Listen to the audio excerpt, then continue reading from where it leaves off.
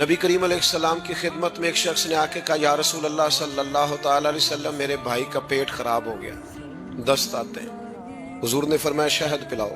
शहद पिलाया, फिर आ गया, कहा या रसूल अल्लाह बीमारी तो कुछ बढ़ गई है।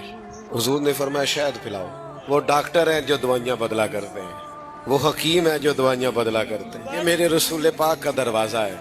जो दिन को कह दिया दिन है तो दिन निकल आया, जो शब को कह दिया शब है तो रात हो के रही। खुदा ने उनकी जुबां को वो इख्तियार दिया, जो निकली मुंह से उनके वो बात हो के रही। या रसूल अल्लाह दस्त बढ़ गए, फरमाया शहद पिला।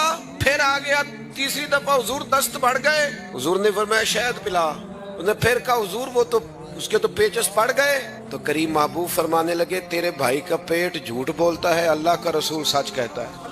जा जा के उसे शहद पिला। वो कहता है शहद ही पिलाया तो अल्लाह ने शिफा अता फरमाया। अगर आपको हमारी इस्लामिक वीडियोस पसंद आ रही हैं तो मुकम्मल वीडियोस देखने के लिए हमारे YouTube चैनल सच फरमाया को फॉलो करें।